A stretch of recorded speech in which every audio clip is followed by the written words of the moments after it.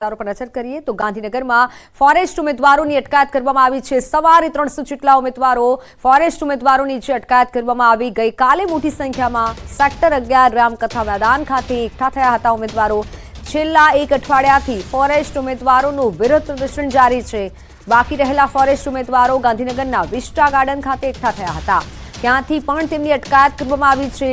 ભરતી પરીક્ષામાંથી સીબીઆરટી પદ્ધતિ નાબૂદ કરવાની ઉમેદવારોએ માંગ કરી છે। સાથે જ ફોરેસ્ટ ભરતીમાં નોર્મલાઇઝેશન બાદ દરેક ઉમેદવારના માર્ક્સ પદ્ધતિ પ્રસિદ્ધ કરવાની જે માંગ છે ઉમેદવારો માંગ કરી રહ્યા છે। ઉમેદવારોનો એવો પણ આક્ષેપ છે કે ઓછા માર્ક્સવાળા મેરિટમાં છે, જ્યારે વધુ માર્ક્સવાળા છે છતાં તેમની સાથે અન્યાય થયો છે। ફોરેસ્ટ ઉમેદવારોની હાલ તો અટકાયત કરવામાં આવી છે। ભરતી પરીક્ષામાંથી સીબીઆરટી પદ્ધતિ નાબૂદ કરવા માટે ઉમેદવારોની માંગ છે। મારા 135 માર્ક્સ થતા હતા, મારું મેરિટ 145 અટક્યું છે। મારા 10 માર્ક્સ વધ્યા નથી, લોકોના 40 ને 50 માર્ક્સ વધ્યા છે। આ બધા એવા જ ઉમેદવારો છે જેમની સાથે આવો જ અન્યાય થયો છે। અમે કાલે આખો દિવસ ભૂખા તરસા બેઠા રહ્યા, આખી રાત ઠંડીમાં ત્યાં મેદાનમાં પડ્યા રહ્યા અને સવારે વહેલા આવી અને બધાને ડિટેન કરવામાં આવ્યા છે। હવે અમે આટલા બચ્યા છીએ, અમે બી ડિટેન થવા વાળા જ છીએ। તો ઉમેદવારોની વિવિધ માંગો છે તેને લઈને ઉમેદવારો મેદાને ઉતર્યા છે। તેમાંથી ઘણા ઉમેદવારોની અટકાયત કરી લેવામાં આવી છે। ઉમેદવારની એક માંગ છે સીબીઆરટી પદ્ધતિ નાબૂદ કરવામાં આવે। ફોરેસ્ટ ઉમેદવારોની હાલ અટકાયત કરવામાં આવી છે। ગાંધીનગરમાં ઉમેદવારોએ ધામા નાખ્યા છે। અલગ અલગ જગ્યાએ ઉમેદવારોના ધરણા જારી છે અને ઉમેદવારોની બસ એક જ માંગ છે, સીબીઆરટી પદ્ધતિ નાબૂદ કરવામાં આવે। હાલ ગાંધીનગર ખાતે ફોરેસ્ટના ઉમેદવારો વિરોધ કરી રહ્યા છે। છેલ્લા અઠવાડિયાથી ઉમેદવારો ધરણા પર છે, વિરોધ દર્શાવી રહ્યા છે અને આજે તેઓ વિરોધ સાથે ઉતર્યા હતા, પરંતુ તેઓની અટકાયત કરવામાં આવી છે। સવારે 300 ફોરેસ્ટ ઉમેદવારોની અટકાયત કરાઈ।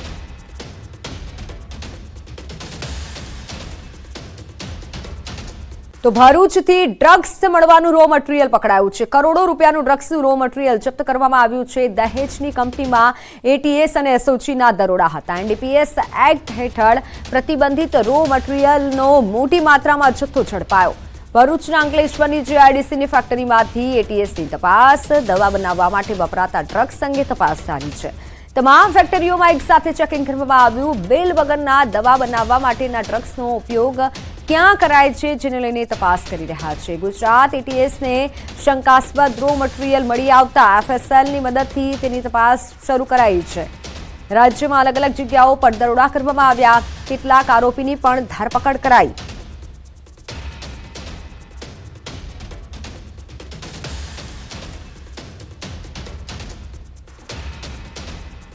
કરોડો રૂપિયાનું રો મટીરિયલ જપ્ત કરાયું છે। અનેક સવાલ થઈ રહ્યા છે। દવા બનાવવા માટે વપરાતા ડ્રગ્સ અંગે તપાસ કરવામાં આવી છે। એટીએસની અલગ અલગ ટીમો તપાસ કરી રહી છે। અલગ અલગ જગ્યાએ તપાસ કરવામાં આવી રહી છે। રાજ્યના અલગ અલગ સ્થળો પર એટીએસે ધામા નાખ્યા છે। તપાસ થઈ રહી છે કે આખરે ક્યાં આવી જગ્યાએ કઈ જગ્યાએ આ રીતે ડ્રગ્સ બનાવવામાં આવતું હતું।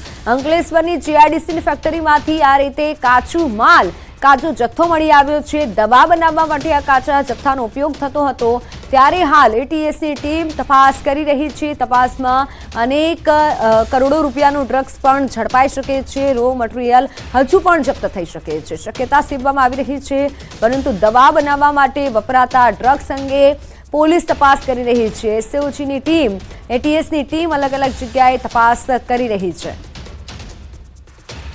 એટીએસે કેટલાક આરોપીઓની પણ ધરપકડ કરી છે। અંકલેશ્વરની જીઆઈડીસીની ફેક્ટરીઓમાં એટીએસ તપાસ કરી હતી। એટીએસ દ્વારા તપાસ કરવામાં આવી હતી। દવા બનાવવા માટે આ રો મટીરિયલ બનાવવામાં વપરાતું હતું।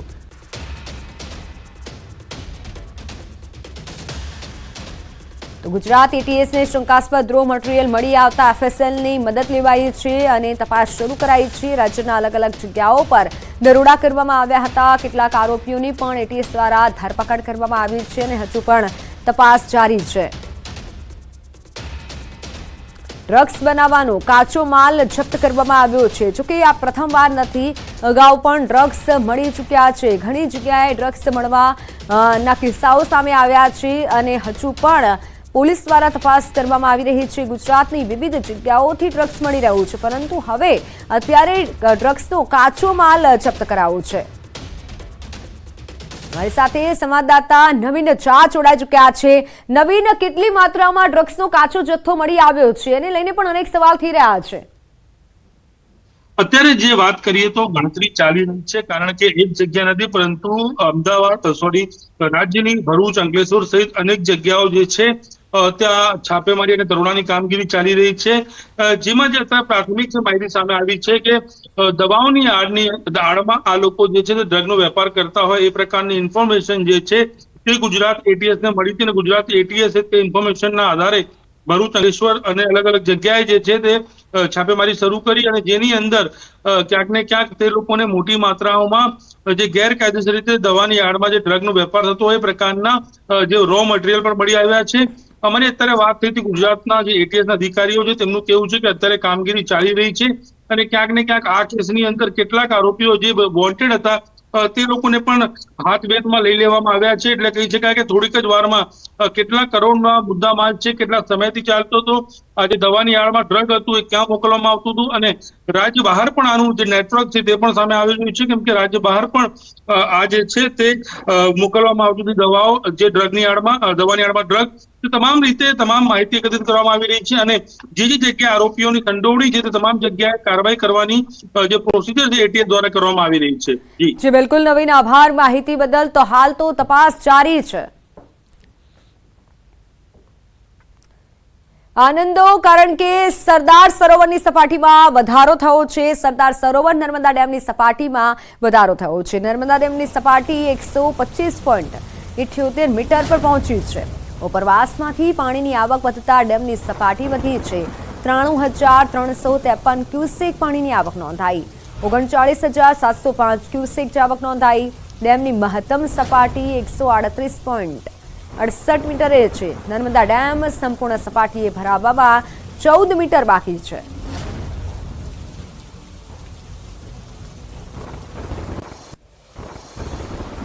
ઉપરવાસમાં ભારે વરસાદ બાદ ઉકાઈ ડેમમાં સતત આવક જારી છે, જ્યારે મહારાષ્ટ્રના હથનૂર પ્રકાશા ડેમમાંથી પાણી છોડાઈ રહ્યું છે। હાલ ઉકાઈ ડેમની સપાટી 333.61 ફૂટ પર પહોંચી છે, એટલે ભયજનક સપાટી 345 ફૂટ છે।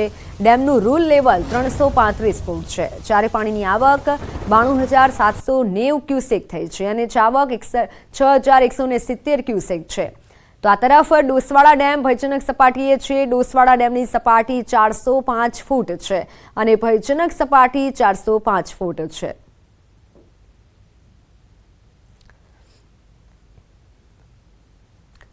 તો સરદાર સરોવર ડેમની સપાટી વધી રહી છે અને દ્રશ્યો જે સામે આવ્યા છે, જોકે ઉકાઈ ડેમની સપાટીમાં પણ વધારો થયો છે। સતત પાણીની આવક થઈ રહી છે, ત્યારે ડેમની સપાટી 333.61 ફૂટ છે અને સપાટીમાં વધારો થઈ રહ્યો છે। વાત ભાવનગરના પાનવાડી ડેમમાં મકાન ધરાશાયી થયું। વર્ષો જૂનું 3 માળનું મકાન ધરાશાયી થયું। કોઈ જાનહાનિના હાલ સમાચાર સામે નથી આવ્યા। મકાન બંધ હાલતમાં હતું, જેથી મોટી દુર્ઘટના ટળી છે। ફાયર વિભાગની ટીમે કાટમાળ હટાવવાની કામગીરી કરી છે।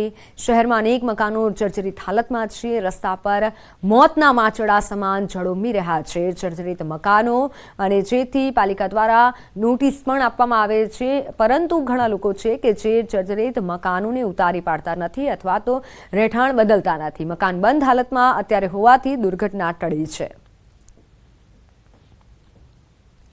તો આ તરફ દાહોદના દેવગઢ બારિયામાં જર્જરિત મકાન ધરાશાયી થયું। મકાન ધરાશાયી થતા આસપાસના લોકોમાં નાસભાગ મચી। મકાન બંધ હોવાથી જાનહાનિ ટળી હતી। શહેરમાં અનેક સરકારી અને ખાનગી મકાનો જર્જરિત સ્થિતિમાં છે।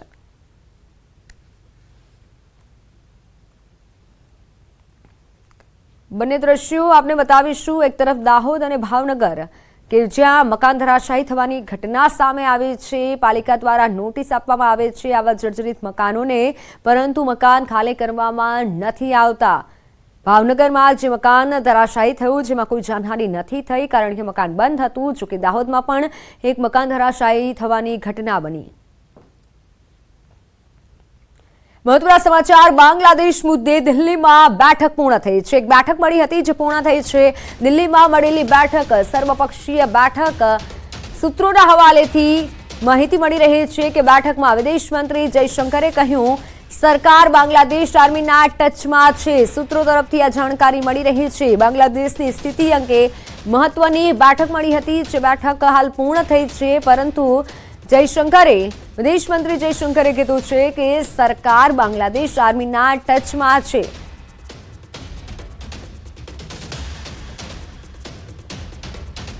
પ્રદેશ ભાજપની આજે મહત્વની બેઠક મળી અને આ બેઠકમાં ભાજપના રાષ્ટ્રીય મહામંત્રી તરુણ ચુગ રહેશે હાજર.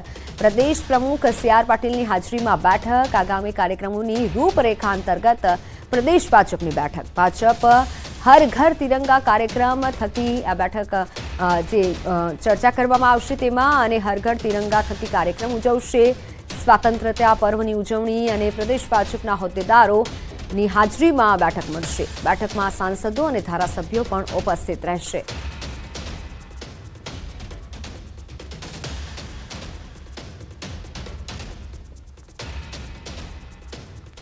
વાયનાડ ભૂસ્ખલન બાદ ગુજરાત માટે કેન્દ્ર સરકારે એક મોટો નિર્ણય કર્યો છે. રાજ્યના 64 ગામનો ઇકો સેન્સિટિવ ઝોનમાં સમાવેશ કરાયો છે.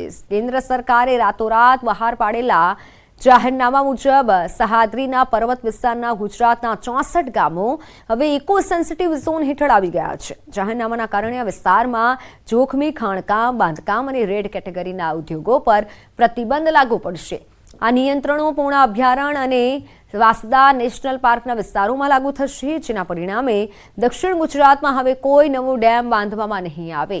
કેન્દ્ર સરકારે પશ્ચિમ ઘાટના 56,825.70 ચોરસ કિલોમીટર વિસ્તારને ઇકોલોજીકલી સેન્સિટિવ એરિયા તરીકે જાહેર કર્યા છે, અને જેમાં ગુજરાતના ડાંગ, નવસારી, સુરત જિલ્લાના 64 ગામોનો કુલ 449 ચોરસ કિલોમીટરનો વિસ્તાર પણ આવરી લેવામાં આવ્યો છે. 20,000 ચોરસ મીટરથી વધુ ક્ષેત્રફળના બાંધકામ પર પ્રતિબંધ રહેશે.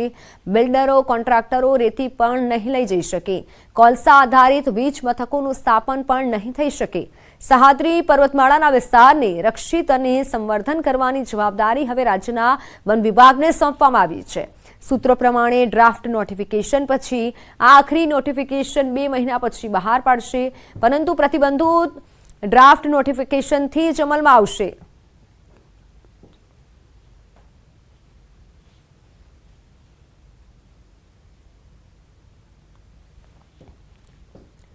બોટાદમાં પીજીવીસીએલનો સપાટો. વીજ ચોરી કરતા લોકો પર પીજીવીસીએલે તવાઈ બોલાવી છે. જિલ્લામાં અલગ અલગ 31 ટીમો બનાવી અને ચેકિંગ હાથ ધરાયું છે, જેમાં 82 કનેક્શનોમાં વીજ ચોરી ઝડપાતા 28,43,000થી વધુનો દંડ ફટકારાયો છે.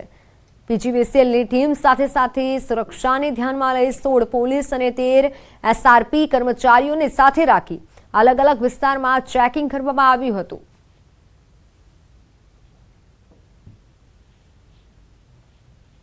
ટોટલી અમારે 31 ટીમ દ્વારા ટોટલી 258 કનેક્શન ઘર વપરાશના ચેકિંગ કરવામાં આવેલ, અને તેમાંથી ટોટલી 82 કનેક્શનમાં ગેરરીતિ 20 કનેક્શનમાં પકડાઈ હતી, મતલબ કે પાવર ચોરી 82 કનેક્શનમાં પકડાઈ હતી, અને એની આશરે 28.5 લાખ રૂપિયાની વીજ ચોરી પકડાયેલ છે. સમાચારોમાં હાલ સમય થયો છે વિરામનો.